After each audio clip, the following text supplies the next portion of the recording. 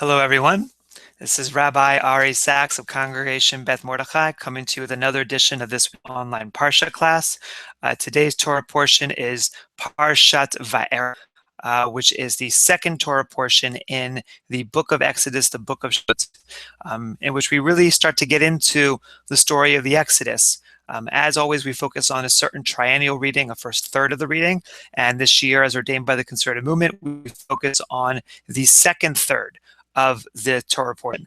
And this second third is a very famous third in the sense that it is the beginning of the plague which God brings upon Egypt through the works of Moses and Aaron. However, the one plague that we don't necessarily hear of as a plague, because it didn't really harm anyone, is the turning of the rods into snakes, which that action was the first display of God's power to the Egyptian court through Aaron and Moses. And what we're going to do is we're going to be looking in this third at the 4 different instances, 3 plagues of the rod, of these miraculous events in which God is demonstrating God's power to the Egyptians. And what I want to specifically focus on today is about the reaction of the Egyptians, specifically through the magicians of Egypt, who tried to reenact the same kinds of plague, or, in accordance of the rabbis, tried to stop the plagues and may not necessarily have succeeded.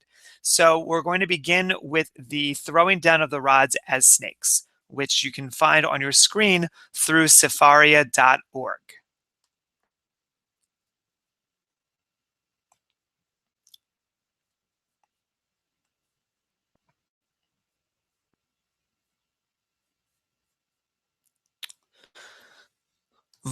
This is from chapter 7, verse 8. Vayomer Adonai el Moshe ve'el Aaron lemor. God spoke to Moses and Aaron and said, Ki yedaber alechem Paro lemor. Such you shall speak to Pharaoh. Tenu lachem mofet. Show a wonder.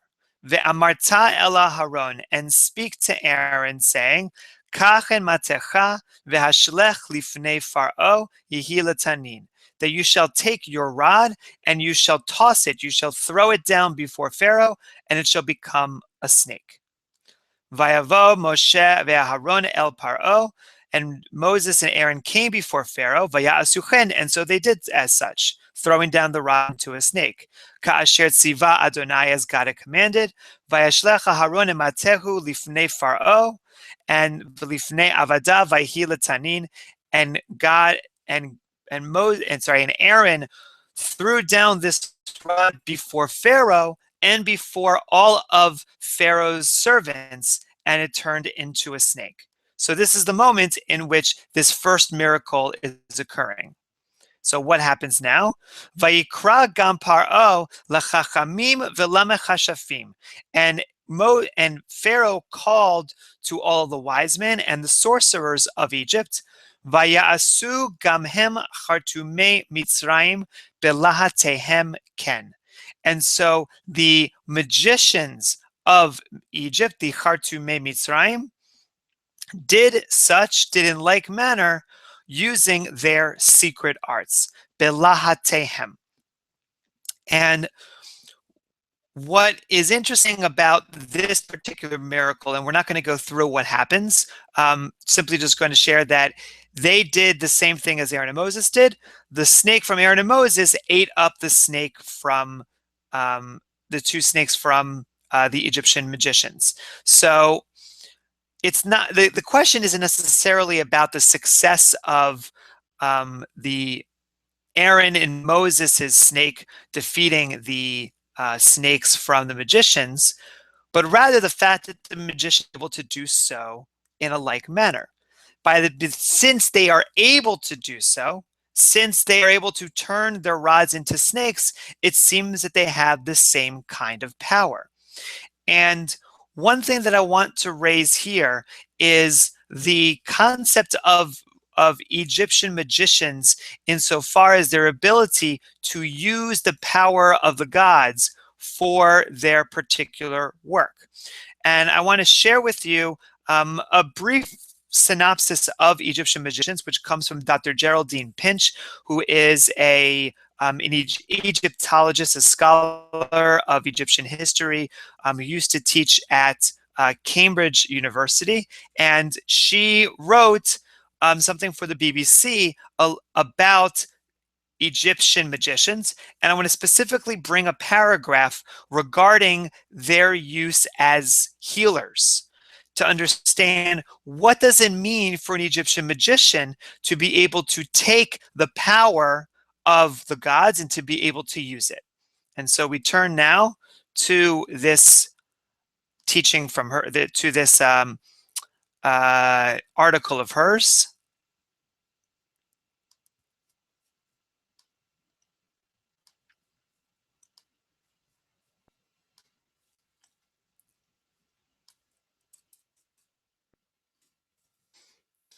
Since demons were thought to be attracted by foul things, attempts were sometimes made to lure them out of the patient's body with dung. At other times, a sweet substance such as honey was used to repel them. Another technique was for the doctor to draw images of deities on the patient's skin. The patient then licked these off to absorb their healing power. So this last example, I think, is particularly instructive insofar as that the gods have some kind of power, and by using that power, by licking it off of the body, one is able to take that power inside of their own bodies and to use it as healing, meaning that the gods in this sense are being controlled by human beings, because human beings are able to use that power to bring healing upon their bodies. And this sense of using the power of the gods in a very acute way, meaning that they are able to control the power of the gods for the benefit of human beings, I think is spelled out in this next piece of text. Many spells included speeches, which the doctor or the patient recited in order to identify themselves with characters in Egyptian myth. The doctor may have proclaimed that he was Thoth, the god of magical knowledge, who healed the wounded eye of the god Horus. Acting out the myth would ensure that the patient would be cured like Horus. In other words, that when it came to the role that Egyptian magicians played in the use of magic, in the use of power of the gods, they were taking the power of gods. They were controlling it, and in this example, they were acting as that god. And I think it's interesting, we're not going to go into it, but earlier on, Moses is told by God to act as God to Pharaoh, with Aaron being his prophet. And so, taken in the light of this teaching regarding Egyptian magicians, it seems that the culture at that time was that individuals, people, were able to take power from the gods and to be able to use it, to control it. And what's very interesting is that even in the Talmud, there is a sense that in this particular instance, when it says, I'm going to come back to our text, when it says, Vayasu gamhem hartumei mitzrayim belahatehem ken, that the magicians of Egypt did in like manner with their secret arts, that the secret arts they're referring to are the incantations that are used by the magicians without use of any other demons, meaning that they had the power simply by being able to recite words. So that it seems that even from the Talmud, that this power of magicians seems to exist in some capacity. But it's not necessarily so great, or to put it another way, that as we're about to see, their power seems to dwindle, and we realize, or it seems that the text is indicating that they don't have much power at all. And so we turn now to the next miracle, which is the turning of the Nile into blood.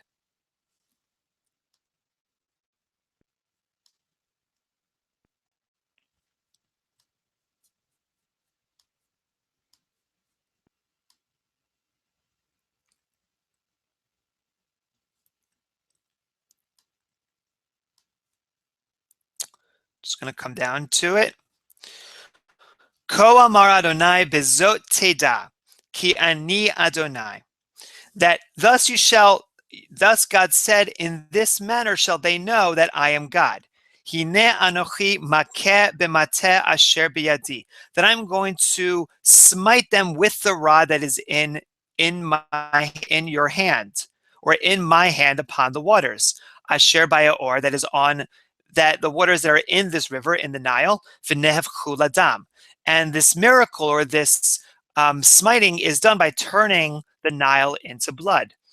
V'hadaga asher bayaor tamut uva ashayaor, and that the fish in the river shall die, the river shall become foul. V'nil'u mitzrayim lishtot mai min hayaor, and the Egyptians shall loathe to drink water from the river. Verse 19. Vayomer Adonai el Moshe emor el Aharon kach matecha unte yadacha al meimei Mitzrayim. Take this rod and place it in the waters of Egypt. Al naharotam al yorehem ve'al lagmehem, over the rivers, over the streams, over their pools. Ve'al kol mikveh meimehem v'yiyu dam, and upon all of their ponds of water, that they may become blood. V'haya dam bechol eretz Mitzrayim uva etzim uva avanim, and that all of this blood shall be in the land of Egypt, both in the vessels of wood and in the vessels of stone. Verse 20. Vaya'asuchein Moshe ve'Haron ka'asher tziva Adonai, vayarem b'mateh, vayach et hamayim asher bayaor le'enei Pharaoh ule'enei abadav. And so they did as such, turning the rod, using the rod to turn the water into blood within all of these bodies of water. Vayehavchu kol hamayim asher bayaor la'adam, turning it all into blood. And just as God had said, that the fish will die, the river will become foul, and that the Egyptians were not able to drink water from the Nile, and blood was throughout the land. So this is the miracle that Moses and Aaron were able to accomplish on God's behalf using the rod. What happens now? How do the Egyptian magicians respond? Vaya'asuchein, that they did such. Hartumei mitzrayim belatehem, that the Egyptian magicians did as such with their secret arts. Vayechazak lev Paro velo shama alehem ka'asher diber Adonai. And that because they did as such, that the heart of Pharaoh was hardened, so that he did not listen to the calls from Aaron and Moses to free the people. So that seems to be simple, that they did exactly as Moses and Aaron. But what's interesting is that the secret arts that they used to accomplish this mission is said belatehem, that it is done with this word belatehem. However, previously, the secret arts were referred to as belahatehem ken, when it came to the rod, and when it came to turning the rod into a snake. So what is the difference between belatehem and belahatehem? And now we turn to the Talmud, specifically to Masechet Sanhedrin, page 67b, in which we read, Rabbi Abaye ben Nagri said in the name of Rabbi Chia bar Abba, Belatehem, as it appears in the condition regarding the Nile, refers to magic through the agency of demons.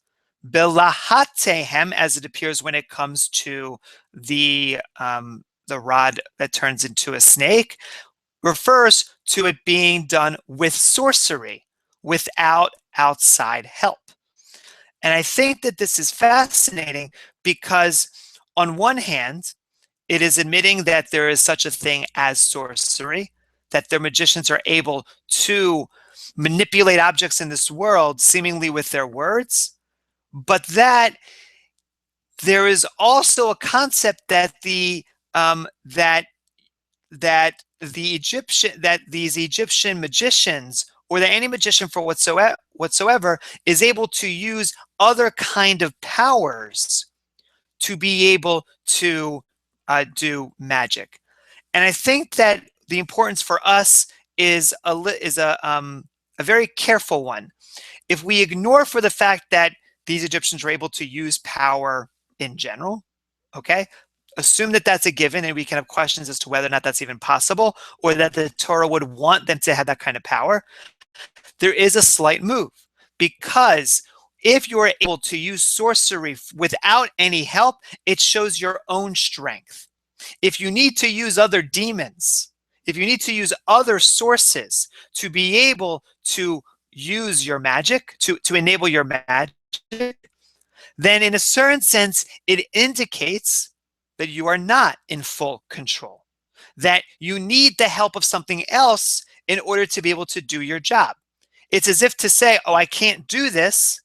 I need to have something else helping me.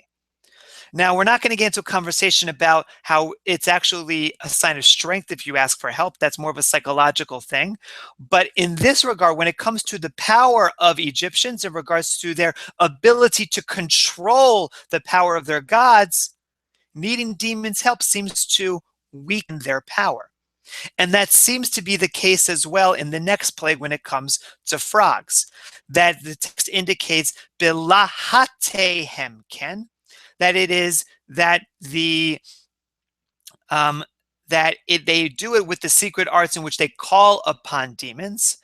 And the text also says that Vaya'alu Hatzefardaim el Eretz Mitzrayim, that the Egyptian magicians were able to bring the frogs out into the land. They were able to raise them up into the land. But what they're not able to do is simply to create more frogs, or in one rabbinic commentary, that they are not able to actually control the frogs that Moses and Aaron sent out by way of their rod.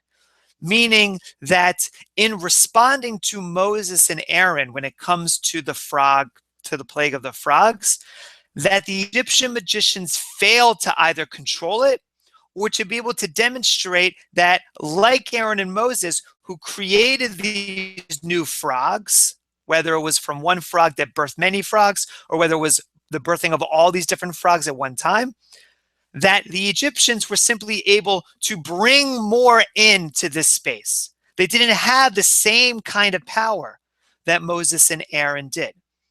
And so we start from the moment in which they're able to replicate the creation of the snake from the rod, which seems to be on the same level, even though Moses and Aaron's rod had defeated theirs, to a lower level where they had to use the power of demons to create blood. And according to one rabbinic commentary, they didn't even create blood in the same manner. They were doing it secretly. They were doing it balachash, and they were doing it kind of off to the side, so to kind of show that they were able to do it, but not to pronounce it to the world. And then even a lower level in which they added more frogs, but they didn't stop the problem, and they didn't create them in the same unique manner. So every level of these plagues, of these miracles, the Egyptian magicians are not able to replicate it in the same fashion as Moses and Aaron do. And then we get to the final plague of this triennial cycle, which has to do with lice. And so now we're going to turn back to Sefaria for that particular teaching.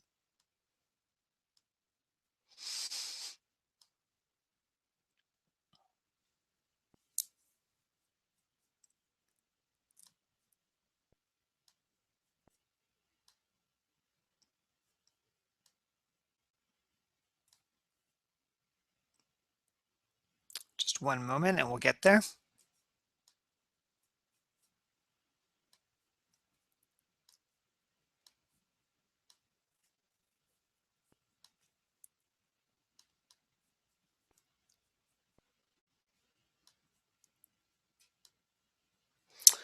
Vayomer Adonai el Moshe, Emor el Aharon. And God spoke to Moses and said, speak to Aaron, Netei et madacha, take your staff, vehach et afar haaretz, and smite or hit the dust of the land, vehaya lechinim bechol eretz mitzrayim, and that lice will come forth from the dust to the land of Egypt.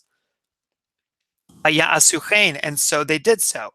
Vayeta Haron et yado v'matehu vayachet afar haaretz v'tehi hakinam ba'adam u'ba'behema. And so Aaron did so, taking the rod and striking the dust of the earth and creating lice that came upon every man and beast. Kol afar haaretz hayachinim b'chol eretz mitzrayim. And every piece of dust of the land turned into lice. And then what happens with the hartumei, with the Egyptian magicians? Vaya'asuchen. And so they did so with hartumei belatehem, with their secret arts. Lehotzi et hakinim, in order to take out the lice. Velo yacholu. But they could not. Meaning they tried, but they could not do so. And they could not replicate this miracle of the lice being upon every man and every beast. So we have here the moment in which, if everything is building to the level, from the level, or I should say depreciating, from the level in which you have the sorcerers or the magicians upon the same level as Aaron and Moses, now to this level where they can't even replicate the miracle at all. They are nothing compared to what Aaron and Moses can do. And what do they say at this moment when they realize they're powerless?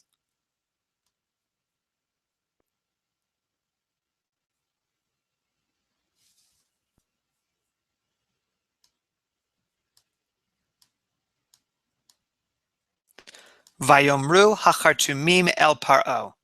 And the Egyptian magicians said to Pharaoh, Etzba Elohim he. This is the finger of God. This term, Etzba Elohim, only appears 2 other times in the entire Torah, both having to do with God actually writing or creating the 10 Commandments, or giving the tablets, which include God's law, to Moses to give to the people. Meaning the only other time that we see the finger of God in action within the Torah is in the giving of the particular commandments to the people. And that, I think, is so significant, because what it's teaching us is that in the Egyptian culture, in ancient Egyptian culture, in which human beings were able to use the power of God, remember, they acted as if they were God, to the point in which they recognize that they have lost that kind of power.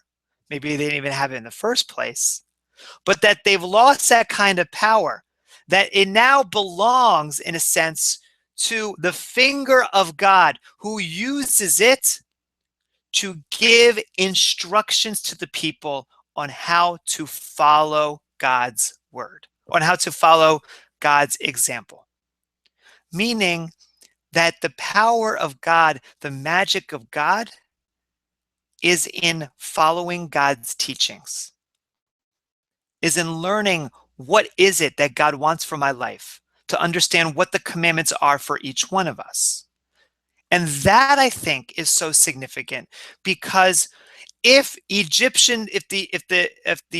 teaching from the Egyptian magicians is that we control God, the teachings from the Torah about what the power of God really is, what that etzba Elohim really is God's instructions to us, and that we are servants to God, that we are not in control, that we must search for what is it that God is seeking out of us, and that we must respond in kind. It doesn't mean that we become automatons following exactly what God's will is.